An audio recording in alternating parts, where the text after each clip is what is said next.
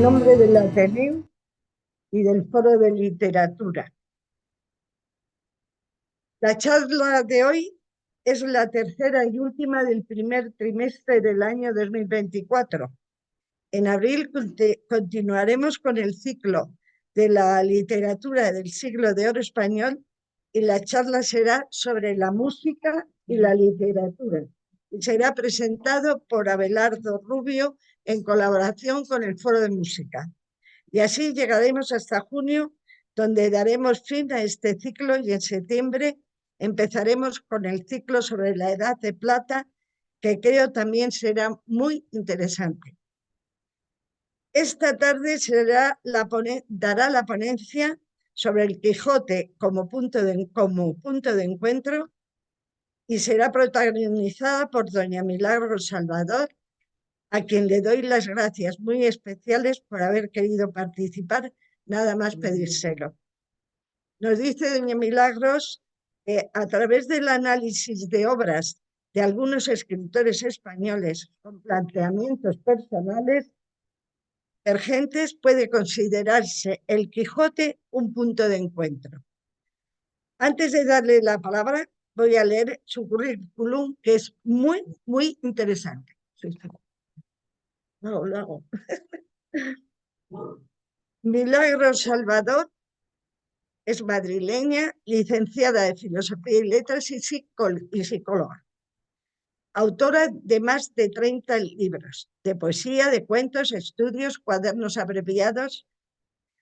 Cotraductora del Ojo de la Matriz de la poeta Susan Sontag y coautora del Dragón y la Luna. Ha sido seleccionada para más de 50 antologías y traducida, entre otros, al idioma, al chino, al ruso y al georgiano. Ha presentado ponencias sobre literatura y estudios de poesía en congresos en España y en otros países. Ha dado numerosos recitales colaborando con el Instituto Cervantes en el centenario de Cernuda, publicando artículos en Riconete, Cervantes Digital. Ponente en la primera acta de la lengua española de 2006 y en los cursos de verano de la Universidad de Alcalá. Ha participado en los encuentros de Belines. Ha escrito numerosos prólogos y presentado a poetas españoles e hispanoamericanos. Ha coordinado 2 años la tertulia de Prometeo en Trovador. Ha pertenecido al grupo poético en el Círculo de Bellas Artes, al grupo Octógono y a la tertulia La Trastienda. Tiene un reconocimiento de la Benemérita Escuela Nacional de Maestros de México, distinguida de la SADE, Sociedad Argentina de Escritores Argentinos, socia de honor de Prosopon, festivales de teatro grecolatino, miembro distinguido de la plataforma cultural Raíces de Papel, socia de honor de la Asociación de los Amigos de España de Rusia y galardón Estrella Dorada al mérito literario del colectivo internacional Utopía Poética Universal, los poetas más grandes del mundo.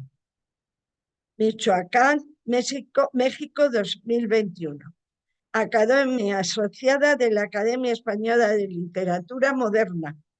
Premio Internacional Hipatia de Alejandría en 2021 y Premio Internacional Frida Kahlo en 2023. Académica honoria de AICADE, Academia Internacional de Ciencia, Arte, Cultura y Educación. Reconocimiento internacional y doctorado honoris causa de World Conference.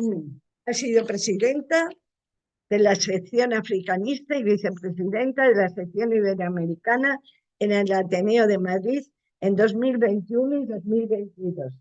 En la actualidad, presidenta de la Academia Nacional e Internacional de Poesía de la SBG de México, sede en Madrid. Socia del Ateneo de Madrid, de la Asociación de Escritores y Artistas Especiales, y pertenece a Escritores en Red, entre otras.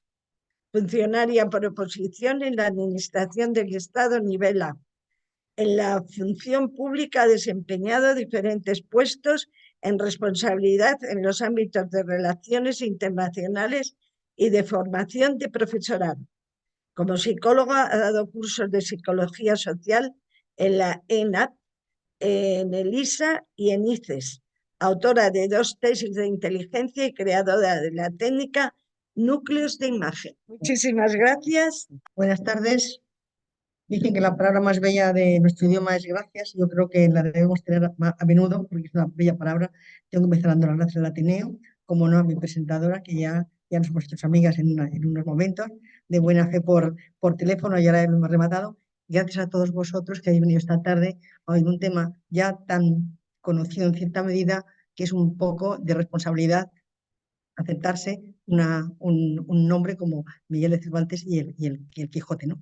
Pero siempre hay cosas que hacer por encima de las grandes obras y siempre queda algunos resquicios para que algunos metamos la mano en esos resquicios pequeños. Bueno, yo quiero decir en principio que mm, no soy académica no soy profesora de literatura. Mi relación con el Quijote no es académico, es de amor.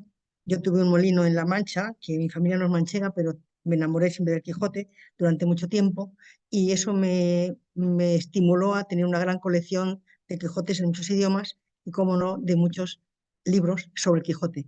Y eso me apasiona un poco, debo ser un poco en el sentido amante de algo que parece que no debe ser un amante de un libro, ¿no? Pero creo que en ese caso sí.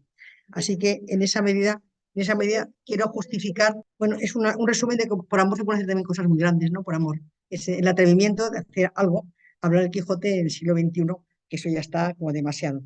Bueno, como psicóloga, hay 2 cosas que son importantes en la vida, que es el principio de placer y el principio de realidad. Y voy a empezar por eso. El principio de realidad es donde estamos en este momento, vosotros y yo, en el Escorial. Precisamente en el Escorial fue el sitio donde 3 personas muy importantes como Ortega y Gasset, Julián Marías y Ramiro y Maestro les estimuló al estudio del Quijote. Y uno de ellos, te dice, por ejemplo, Ortega, diciendo, en este momento de esta loma que voy caminando hacia el monasterio, me doy cuenta de la importancia. Entonces, es curioso que hoy mismo, como principio de encuentro nuestro, como principio de realidad, nos encontramos en un sitio donde inspiró a otros importantes las maravillas que han hecho en función de algo tan importante también como el Quijote. Y luego el principio de placer, que es el que quiero que por lo menos pasemos unos minutos libres y alegres, y al menos que me permita que después de mis palabras os entren, recuperéis más ganas de leer de nuevo el Quijote otra vez, que eso me encantaría como objetivo hecho, ¿no? Voy a empezar. El Quijote no es un libro solo, es un universo, y hay que acercarse a él con muchísima humildad, porque uno cuando lo ve desde dentro es como cuando uno ve el cielo por la noche, ¿no? Parece que nunca le va a alcanzar. Y acaso esa es la belleza de lo importante, de que nunca se alcanza. No voy a hablar de la biografía, prácticamente un minutito, porque todos la conocemos, solamente pasar por encima para rellenar algunos huecos de no haberlo hecho. Todos sabemos que Miguel Cervantes nació en septiembre del año 1547 y muere en abril, un año después de su último libro, en el 16. Es hijo de Cervantes, hijo de Rodrigo de Cervantes y Leonor de Cortinas. Y en algunos momentos, en algunas veces que he hablado con personas jóvenes dando alguna charla, me han dicho, ¿y por qué no se apellida de Cortinas, que es el nombre de su madre? Tienen razón, me encanta que relacionen así a unas personas de adolescentes. Precisamente no se llama de Cortinas, se llama Saavedra. ¿Por qué se llama Saavedra? Se llama Saavedra porque hay un abuelo que se llama Saavedra, también un tío suyo, Gonzalo, que también era escritor y le quedaba bien. Y como en España nos buscamos todas las posibilidades, también se ha pensado que eso tiene un origen también árabe y se parece mucho a una palabra que se llama Sijibe Draa, que significa que tiene el brazo estropeado. No sé si eso es anterior a lo que dice de Saavedra o posterior. Realmente, lo que sí es verdad es que sabemos poco de su biografía, sabemos muy poco. De hecho, hay mucha discusión en algunas zonas de época de su parte, la interpretan de 2 maneras porque no tenemos nada. Pero hay una cosa que no podemos decir que no, que es lo que él mismo dice de sí mismo, y eso me atrevo a copiarlo y a leerlo.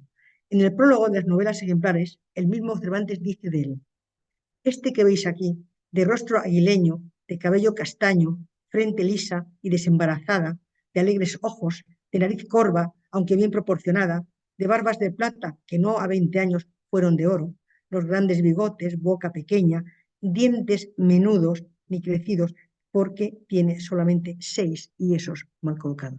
Hoy nos encontramos que esa persona con 54 años no tenía más que 6 dientes, pero no era un caso exótico. La época, hasta el siglo XX, en los años 20 del siglo XX, había muchas personas que perdían la mayoría la dentadura. De hecho, la imagen que teníamos de una persona mayor, sea hombre o mujer, era esa idea de doña Rogelia, que tiene esto muy avanzado y eso muy dentro porque le faltaban los dientes, ¿no? Pero es acomodarnos a la visión propia del mismo. Pero tampoco tenemos ninguna visión de él como fotografía de antes, alguna foto de un cuadro, pues no tenemos el único cuadro que tenemos de él, que ahora parece que no es realmente de él, que es este, no, es este, que es de Juan de Jáuregui, no es de él. Después de 100 años se ha visto que Juan de Jáuregui existe, es importante pintor y además muy importante poeta, en un sentido, el siglo XVII, porque cuando los poetas hablamos de lo que es capaz la poesía de describir entre fondo y forma, este llegó al máximo de poder demostrar que un poema puede ser bello a pesar del tono horrible o del tema horrible que se trate. Por él desafió con un poema que era el poema a una mujer muerta que la violaron, la mataron para violarla. No hay un tema más horrible para distanciar. Y luego también en una obra puede ser un criminal que la obra esté muy bien hecha. Entonces es la conciencia de poder separar el contenido de la forma. Después podemos decir todo lo que hizo, pues estuvo en Madrid estudiando unos años con Lope de Hoyo, después se fue a Italia, lo sabemos todos, lo de Lepanto, la participación en la batalla, importante, que siempre la dio él, después lo sabemos también todos, pues estuvo cautivo y esas cosas marcaron mucho. Hay un tema, todo el mundo tiene paréntesis, que parece ser que embarazó a la hija de un tendero, y entonces eso le obligó mucho a escapar. Llegó a un pueblo donde pudo casarse con una mujer que parece que se llevó muy bien en principio y llegó a tener un matrimonio, después huyó a Sevilla y le dedicaron como a alimentar y a proteger y a poner y llevar todos los trastes que necesitaba la Armada Invencible, hasta las más. Eso tiene mucha importancia. Pero yo voy a pasar a cuando nos encontramos con la obra. Es muy poco lo que se sabe de él y casi nadie le importó lo que era Cervantes y los datos no le importó hasta el siglo XVIII, 1700 y pico, y de mano de los ingleses, una persona que estaba en la maravillosa biblioteca de la Casa Real inglesa vio que era una persona muy importante, Cervantes, el Quijote era importantísimo, lo cual hizo algo de nosotros bueno, y veía que no tenía datos de su obra. Entonces fue el primero que investigó a ver qué datos tenía para completar una biografía para poder presentarla a los reyes de Inglaterra. Eso fue ya el año 1738. Y a partir de ahí está Mayans, Vicente Ríos, la Academia busca datos, y ahora incluso hemos tenido desde el siglo XVIII, XIX y XX muchísimas biografías. Incluso está la más, diremos, Astana Marín, que tiene 7 tomos de una persona que no pudo decir mucho de su vida, lo cual tiene mucho mérito llegar a esa parte. Pero yo voy a empezar de una cosa importante. Cuando entramos con un libro, lo primero que vemos es la lengua en la que nos comunicamos, ¿no? La lengua. La lengua es en que nos comunicamos en español. Pero cuando leemos el Quijote, hay cosas que entendemos y cosas que no entendemos. Y bueno, yo he cogido un ejemplo nada más. Dice, en un lugar en La Mancha, de cuyo nombre no quiero acordarme, no, lo de Lanza en Astillero, por ejemplo, que está al principio. Lanza en Astillero. Uno mira que es astillero. Depende si va al diccionario, pues el astillero es una percha donde se cuelgan las lanzas. Pero también es el lugar donde se aparta aquello que ya no importa, que tiene mucho que ver con la imagen del principio, de lo que es el Cervantes. Pero también es el astillero lo que está para hacer los barcos. También es otras muchas cosas. Entonces se da que es verdad que están abandonado, que es una persona ya, pues, a la antigua, no era de primera figura. Pero no hace mucho tiempo, José Cabello, que es un archivero de un pueblo que se llama Puebla de Cazalla, de Cádiz, viendo documentos, encontró uno firmado por Cervantes que ponía, estando ya metiendo muchísimas cosas para la Armada Invencible. Dice, los sacos de harina están ya en astillero, están pagados y en astillero. Quiere decir, estaban ya preparados. Bueno, ha habido una distorsión lingüística porque estaba en astillero, estaba preparado cuando hemos dicho que estaba abandonada, ¿no? Entonces, como esas cosas, lo he puesto de ejemplo porque ese tipo de cosas aparecen en el Quijote. Momento o tecnología para el Quijote, habría dos formas. Una de ellas sería leer todo un capítulo, una vez que entendemos o no entendemos lo que sea, leer aquellas notas que en algunos libros aparecen y poder entender la otra versión que se tiene. Pero claro, si leemos las notas que ponen, no sacamos el jugo a la primera lectura nuestra, ¿no? En ese sentido, se recomiendan las dos cosas.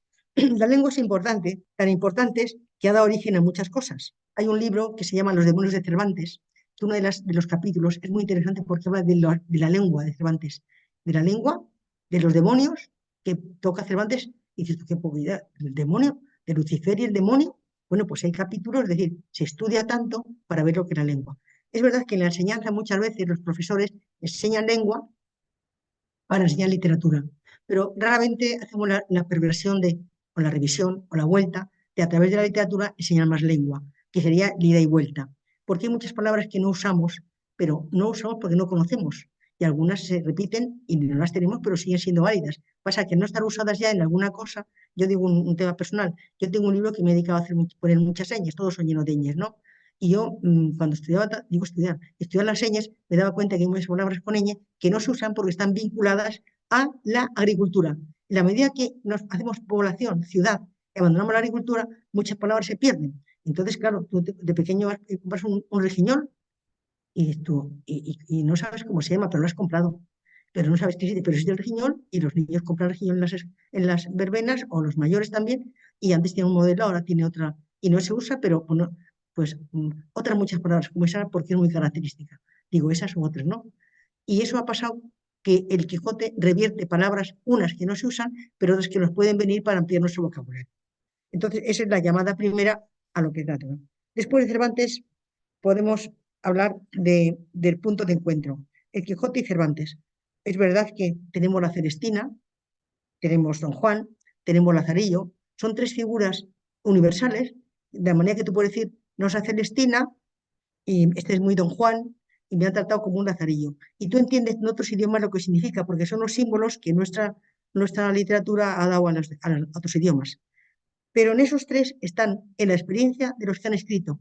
Pero Cervantes está más de la experiencia, está incluso en la propia alma, en el propio alma del propio Cervantes. Tanto es así que es un punto de encuentro entre Cervantes y el Quijote tienen muchísimo de común. Y cuando uno lee el Quijote con detenimiento, te das cuenta que está reflejado, pues a lo mejor en la propia vida que tuvo encerrado cautivo, los años que estuvo cautivo, y puedes hacer un libro del cautivo, y puedes hacer otras cosas apenas de lo que le deshizo cuando veo que no, los turcos no podían llegar, lo importante que es la ilusión, que no importa las penas si la ilusión es grande, y todo aquello en las personas que lo han estado estudiando sí que es verdad. Tanto es así que hay una persona que se llama Francisco Navarro Ledesma, que publica un libro y se llama El ingenioso hidalgo Miguel de Cervantes Saavedra. ¿Hasta qué punto ha visto la unión que ha podido titular un libro con el nombre de aquel que es el eje de una persona? Y en este momento también de un libro. Manuel Azaña nos dice: Cervantes se embriagó de las mismas lecturas que Alonso Quijano. De mozo se vio caballero andante. Al ponerse a duro, al escribirse como Quijote, toma su corazón juvenil y empieza a escribir aquellas cosas que él mismo ya había tenido como experiencia personal. Dice, porque se tienen valores después de Lepanto, se ha acomodado a los valores que después transmite al propio Quijote. Ese es un punto típico de la ESO. Hay otro punto que son las dos corrientes que todos sabemos, que no vamos a insistir en ello, que es la ideológica, ¿no? Y luego la más realista, que es la de Sancho Panza, que todos conocemos. Pero hay una parte muy bonita que en aquella época el teatro era lo más importante, el teatro. El que no hacía teatro no era importante, la ópera muy importante. Bueno, Cervantes no era tan importante porque es que no hacía teatro, ¿no? Hacía otra cosa, pero hizo algo, pero posteriormente. Pero empezó con el Quijote, cuando ya lo sacó, fue una impresión que no pensó nadie que pudiera tener importante novela, porque en esa novela está marcado el modelo de tecnología, de novela moderna, que a partir de ahí existe en nosotros. Y yo he cogido, por ejemplo, un punto, el punto de encuentro de novedad como la novela y los paradigmas. Vamos a ver que dentro de la novela, uno de ellos, he escogido uno. Novela Quijote, engloba todos los demás géneros, lo han dicho otras personas que puedo decir datos y dar referencia. Es una novela autobiográfica. Luego, el paisaje de cautivo, experiencia en la novela, y crea un tipo de novela. Hay una forma que es la epistolar, que es las cartas que escribe Sancho a su mujer. Y ahí encadena lo que es una novela epistolar moderna. De ahí empieza. La novela pastoril, Grisóstomo y Marcela, de pastores, que engrandece la novela pastoril que estaba y lo ha hecho universal. Otro cuento, diríamos, que está dentro de otra historia, es la novela cortesana, los nobles y todo aquello que desprende de que después sería una novela importante, lo digamos en Italia. La novela morisca, por supuesto, con el cautivo que iba a discutir que la novela morisca no aparece también en Cervantes. Y la novela bizantina, que es el fracaso, los problemas, lo que pasa, todo aquello. Y una de las cosas que puedo desarrollar para que se vea cómo Cervantes tenía ya la idea, cuando escribió, de ciertas limitaciones para no tener demasiado problema con el ambiente que le rodeaba y la sociedad que le tocó vivir, y pongo el ejemplo de Marcela y Crisóstomo. Un ejemplo, analizamos esta parte, ¿no? Vamos a analizarlo. Marcela es una mujer bella que está en una edad, una época en la que va al convento o a casarse, pero ella es de otra manera libre, entonces no tiene ningún interés ni de casarse ni ir al convento y prefiere ir a estar con ganados pequeños, con ovejas o con cabras, que casarse o ir al convento. Claro, eso el feminismo moderno lo ha tomado como código de libertad. En la época lo era. Decir no y elegir es un código de libertad. Pero después del Renacimiento y actualmente es otra cosa, porque una persona, una mujer con cabras no es muy libre para el planteamiento de libertad occidental moderno, pero en aquella época era porque había rechazado las únicas dos salidas que tenía. Luego ahí ve cómo ya con Cervantes encontramos una novela en la que abre o discurre en la época de lo que es la libertad en otra parte. Y llega su pareja, que es Crisóstomo, que es un noble o por lo menos de alta categoría, que se enamora de Marcela. Y se hace también pastor, son dos falsos pastores. Se enamora tan locamente de ella que se suicida porque no le corresponde. Entonces vamos a ver por qué Cervantes ha preferido que describa teóricamente otra persona, aquel morisco, el Cervantes, y no hay con otro, porque estamos en el siglo XVI al principio, digo el siglo XVII, 1605. Ya ha pasado la Contrarreforma, pasado Trento, y el suicidio es el pecado más gordo en las apologías religiosas. Y se plantea en los núcleos de teología qué es peor, vender al Hijo de Dios que es Cristo o suicidarse. Hoy tenemos clarísimo que traicionar a un amigo es mayor delito que suicidarse, porque la decisión de suicidarse es personal. Es nuestra vista moderna de la libertad. Pero en aquella época tenían una razón, porque suicidarse tiene ribetes peores, porque no admite arrepentimiento, no hay tiempo de arrepentirse, es final. En cambio, no puede arrepentirse de la venta o de el cambio o de la traición del Hijo de Dios. Claro, ahora nos choca, pero estas cosas que estaban detrás, pues incluso hasta la Inquisición en cierta medida, pero sí el control social, lo tiene que tener con mucho cuidado nuestro gran Cervantes.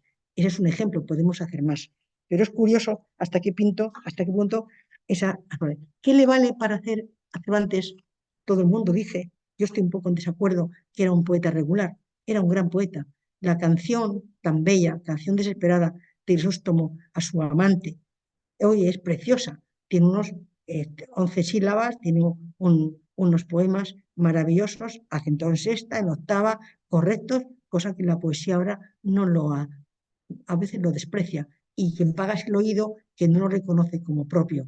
Claro, yo cuando voy a China y me ponen una ópera china me parece preciosa, porque como no conozco la música, pero si voy a Buenos Aires y en medio de un tango me meten unos notas de vals, creo que está mal. Eso pasa un poco con la poesía, que no tenemos el rigor a veces de lo que... Y este poema es una maravilla de cómo lo hace y al final cómo engendra la auténtica desesperación.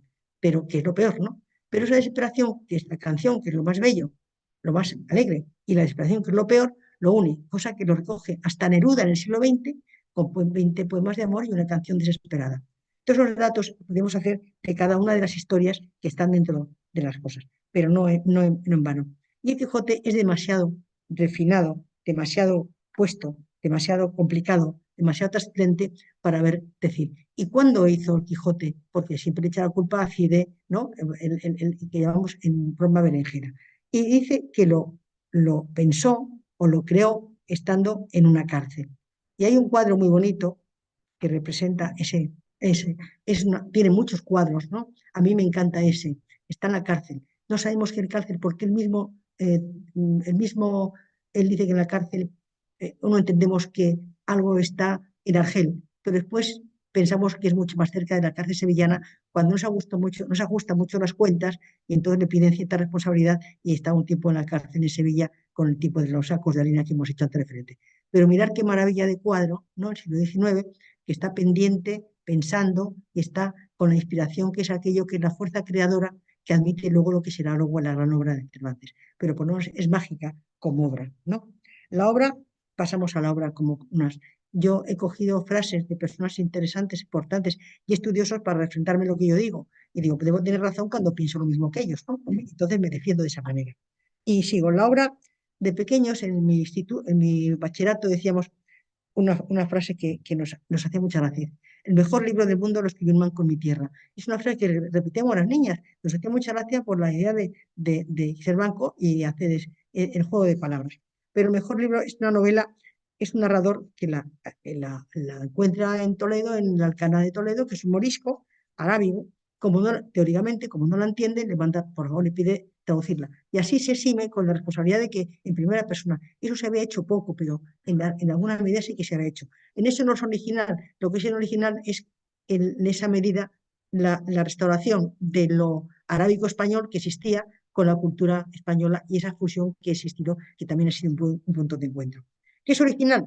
Es por supuesto que es original. Es inagotable. Cuanto más mires el Quijote, más cosas puedes sacar. Y incluso cada vez se ha pensado. Yo tenía un amigo que era profesor de la Universidad Complutense, Montero Padilla, que me contaba una vez cómo el Quijote era tan desbordante que cuando se escribió el siglo XVII se pensaba que era simpático, ¿no? Es gracioso, nos reímos mucho, porque lo de los molinos, que no, después los pellejos, dice, y se recibió como una risa, ¿no? Pero en el siglo XVIII ya no se recibe como una risa, se recibe como una sonrisa. Y en el siglo XX como una lágrima. Entonces quiere decir que el enjambre que tiene el Quijote tiene las lecturas siguientes en función. Nuestro siglo XIX empieza con Napoleón, con todo el desvalimiento que hay, y luego 3 guerras civiles. Entonces se puede sacar parte de esa sonrisa, parte de esa risa y parte de esa lágrima en función del cambio de la representación de lo que dice el Quijote en función de nosotros. Es decir, se va adaptando y sacamos aquello que puede valernos a pesar de los siglos. Es decir, que tiene una enorme esencia que no lo tienen todos. Hay un filósofo importante en España, Gustavo Bueno, que cuando habla de la historia de España, habla de los imperios y habla de los imperios generadores, aquellos que dan, que crean, que hacen más de lo que encuentran. Y yo, ese esquema me ha gustado mucho para la literatura. Y entonces yo por mi cuenta he dicho que Cervantes ha hecho una obra generadora, en sentido, porque a partir de él hay pensamiento diferente, hay esencia secuencial y otras muchas cosas que existen. Incluso puedo decir que hasta hay una persona, un profesor muy interesante que ha trabajado, porque todo el regambre que tiene Cervantes, es verdad que se adelanta los tiempos, pero no olvida la Edad Media. Hay cosas que las arranca un poco de la Edad Media, las viste, las mete en el Renacimiento y luego las expresa como barroco, que eso es una genialidad. Y en algunas de las cosas son de ética, otras son de fantasía, de los que sean, pero siempre queda algo. Entre ello, el libro nuestro del famoso muerte de Jorge Manrique, hay unas partes de la existencialidad que sí dan cuenta el Quijote en algunas cosas, sentido de la existencia. Y es algunas maravillentemente brillosas porque ahí está metido dentro de poco en la iniciación del existencialismo español, antes incluso que el francés, que eso ha venido recorrido a través de los tiempos. Y lo encontramos fácilmente en el Quijote con mucha, diríamos, en la trastienda del Quijote lo encontramos. Y eso viene un poco también de la Edad Media, ¿no? Y hay frases que las puedes encontrar. El marco histórico es muy importante, por supuesto. El marco histórico, que es lo que no olvidamos en la novela grande, es la que aplicas a otras épocas. El Quijote, yo he hecho un recorrido del siglo XVI al siglo XX. Y en este recorrido, pues aparece en Madrid en el 605 y hoy está en la Sociedad Cervantina, que está en la calle Atocha, que es un palacete donde la capilla la han hecho salón de actos y ahí hacemos representaciones. Bueno, desde antes de la pandemia no voy, no he ido, pero se hace en Sociedad Matritense. Y ahí hay cerca, el barrio Las Letras, está cerca la casa curiosamente, en la casa de Cervantes está en la calle de la. Lope de Vega tiene la casa en la calle Cervantes, lo cual es muy simpático, ¿no? O sea, todo mezclado en ese sentido que me parece muy afortunado de estas calles que están, esta la casa de Cervantes, que está justamente en Las Letras. Y cuando pasan los turistas por allí, pues se hace un lío. Yo estoy cerca del Ateneo y a veces he tenido que decir, pero esta es la de Cervantes o la de Lope de Vega. No, son las dos, porque estaban en esa época y a veces no se llevan bien, pero están las placas y lo pueden comunicar. Pues a pesar de los siglos XVI, las minorías literarias ya empiezan a tomar más conciencia de lo que ha sido Cervantes. Yo he puesto algunas de las cosas que se dice de Cervantes, la que se ha dicho, no todo realmente bueno, que nos cuentan en los colegios, que todo es maravilloso. Bueno, fue la luz cervantina, pero por ejemplo Unamuno, que es inmortal, el canto de la libertad, que es el símbolo de la lucha española contra los justos, incluso en los rusos, que acaso son los más cercanos a la literatura nuestra, creo que como somos los dos extremos y hemos sido los dos países últimamente industrializados, hemos sido más cercano lo cercano de pueblo, de la agricultura, no en vano hemos sido más tipo agrícolas que otros en ese sentido, hemos sido más tarde. Y eso ha vinculado, no digamos Cervantes, que anduvo siempre por los caminos no fue Barcelona, pero los demás sitios sigue por los caminos. Dostoyevsky dice, el gran libro es el número de los eternos, de esos que solo la tarde en tarde se ve gratificada la humanidad. Pasamos a otro, Turgenev, el más generoso de los héroes que ha habido en el mundo. Es decir, no solo los españoles hemos tenido con orgullo lo que ha significado, pero yo debo, en la humildad, debo también de escoger algunas cosas que han sido muy duras con nosotros. Y esas generalmente nunca se cuentan a los alumnos. No sé por qué, pero yo cuento alguna. Por ejemplo, recordar a Barbey Odelli dice que cómo se atreve Cervantes a, en el primer silbido de ir en contra de la excelsitud de la guerra. ¿Cómo es posible que diga que la guerra es horrible? Y eso lo pone como negativo. Pero otras cosas sí que son negativas de verdad, que es como Lord Byron, que dice que es un gran libro que mató a un gran pueblo. Otro, Defoe, dice, el Quijote tiene efectos nefastos que produjo sobre el espíritu de los españoles, avergonzándose de sus costumbres, minando las fuerzas de la nación. Y recordamos a Esther que dice, me dicen que la historia de Don Quijote ha destruido completamente el espíritu de coraje de la nación española. Eso no nos lo cuentan, pero también hubo en una época, por envidia, a veces eran opuestos o lo que fuese, pero yo creo que es bueno ver cómo no subamos de tono el que solamente fue maravilloso y que no hubo ninguna contradicción. No fue mucho ni fue responsable, lo pongo solamente como modelos, ¿no? Para que no digamos que no fuese así. Después, Salvador de Madariaga, yo doy nombres de bastantes personas para que veáis qué número tan diferente de personas han llegado como unión o como punto de encuentro tan diferentes en algo que siempre nos une. Y Madariaga dice, la obra de Cervantes vive es la conciencia creada de largo tiempo, después de que el espíritu la creó y que se ha despojado de la vestidura creciendo. De esa manera influye en todo lo demás. Y hay una cosa muy bonita que, que dice que ha hecho en ese sentido nuestro Salvador. Dice, el punto de encuentro de los dos Quijotes. Pues es muy bonito porque son bien diferentes. Hemos simplificado que es la ilusión, el ideal y luego lo real. Pero cuando uno lee la segunda parte del Quijote, que es mejor que la primera, está muy elaborada y ha tenido condición, ves que a lo largo de la obra Don Quijote se va sanchificando y Sancho se va quijotizando. Y entonces sacas ejemplos de esos datos. Una de las cosas típicas que dice a lo mejor de Cervantes, el Quijote en ese caso, a Sancho. No se habla así, Sancho, eso no hay quien te entienda en parte del Quijote. ¿Qué es lo que Sancho le dice luego a su mujer? No se dice eso y va cogiendo las mañas de él. Y por otra parte, sí es verdad que el Quijote al final desilusió en parte por muchas cosas, la difusión le hace ver ciertos ribetes del realismo que ya tropieza con la realidad de una manera o no, pero eso realmente sigue siendo cierto.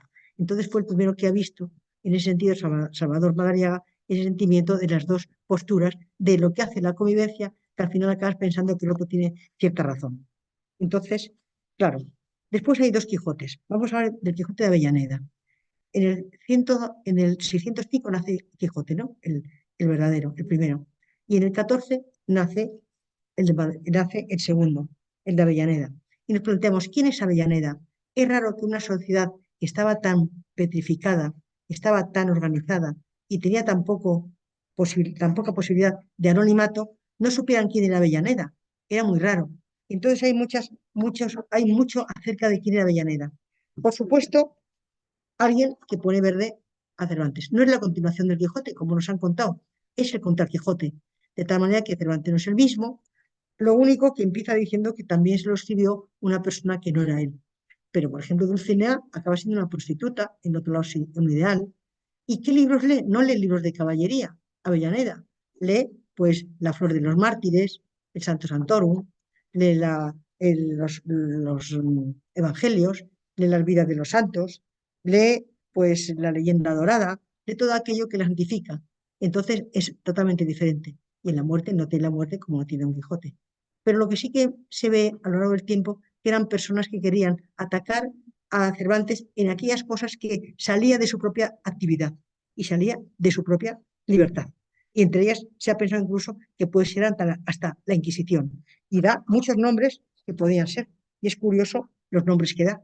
Y podía ser Antonio Márquez, Lope de Vega, Luis de Aliaga, un aragonés, porque hay dejes aragoneses, Pedro Liñán, Pasamonte, también aragonés, incluso la Inquisición. Se ha pensado en eso, porque es una forma de frenar aquellas libertades que tenía y que no tenían todos. De esa manera lo iba sacando, lo cual indica que puede ser cierto, ¿no? En ese caso. Lo hemos hecho, y lo he puesto en fijo todo, pero después hay que seleccionar. Yo pensaba que estaban todas fijas y podía elegir yo. Pero bueno, las ponemos de otra manera. Hay un punto importante que es la muerte de Cervantes. Se dice que el Cervantes muere, o el Quijote muere cuando muere Cervantes. Y cuando muere Cervantes, el testamento incluso dice que le gustaría a la albacea que siguieran pensando y buscando quién podría ser, de hecho, Avellaneda. Él se queda con esa idea hasta en el propio testamento, pero muchas personas tienen seguro casi que saben quién es, o sea que no es tan importante que sepa quién es porque en el fondo se sabría. Y la muerte, pues ya sabemos toda la muerte que es, la muerte de uno, o acaba con la novela llegando a la cordura y están las imágenes de la cordura o no cordura. Hay gente que se ha aventurado a decir que realmente, y además es la última hora que se propone, que nunca estaba loco, que fue una forma de hacerse loco porque era los niños, la infancia y el loco, diríamos el demente, tiene libertad de aquellos le perdona que si no, no tendría. Y entonces, entre ellos están personajes que son importantes y cada vez van teniendo muchísimo más predicamento. Y bueno, y ya para acabar solamente una cosa que para mí es una cosa especial, el punto de encuentro muy deprisa, el punto de encuentro del Quijote en el exilio español. Los exilados españoles, es verdad, que van sobre todo poetas y escritores a México, republicanos, van allí y son acogidos y México reproduce todo aquello que se deja aquí, entre ellos el Quijote. Y es asombroso hasta qué punto, hasta el punto que en Guanajuato hay un museo del Quijote, está dedicado al Quijote. ¿Y quién es? Pues un señor que tuvo una fortuna, Eladio Ferrer Rodríguez, que hizo una verdadera fortuna y entonces hizo aquello en función de aquello que dejó aquí el Quijote. Hay una frase muy bonita que me ha encantado y la pongo como el esquema del exilio, que es: el recuerdo de lo lejano es muy distinto del recuerdo de lo próximo. El primero está unido a la melancolía. Y es justamente la melancolía lo que aparece en los poemas de los poetas españoles en México. Entre ellos, los moradores de Sangoña, que eso lo hace parecerse a España, arribarse hasta la propia ñ final, y ahí están los moradores de aquellos que no acaban de creer que están fuera. Y todos los poetas y escritores han hecho algo sobre el Quijote, prácticamente todos. Incluso la primera obra que se hizo en la película, en el 57, hasta un cineasta, que es Alberto Sánchez, fue el escenógrafo del Quijote y el que hizo toda la decoración. No digamos los que tengan. Yo he cogido algunos que me parecen interesantes y solamente quiero rematar con la última exilada en México, que se llama Angelina Muñiz Hubermans, que fue su madre embarazada ya, pasó a la frontera de los Pirineos y parió allí. Esa fue la última viva, tiene 88 años y ha hecho una sobre Dulcinea, ella misma Dulcinea. Si me apuráis, incluso la persona que ahora está en la Embajada de México, que es el consejero cultural de la Embajada de México, tiene un libro sobre los cuentos sobre el Quijote. O sea, a lo largo del Quijote de todo el tiempo, no solamente en los exilados, sino incluso hoy mismo se sigue pensando en el Quijote. pero en el exilio, de todo el desacuerdo que tuvieron dos cosas muy claras. La palabra de España, en el barco Sinaloa, que es el que van, dicen que España no nos pierdas, que te perdimos, pero no nos pierdas. Y sigue pensando como eje el Quijote. Y todo eso sería importante. Había muchas cosas que decir.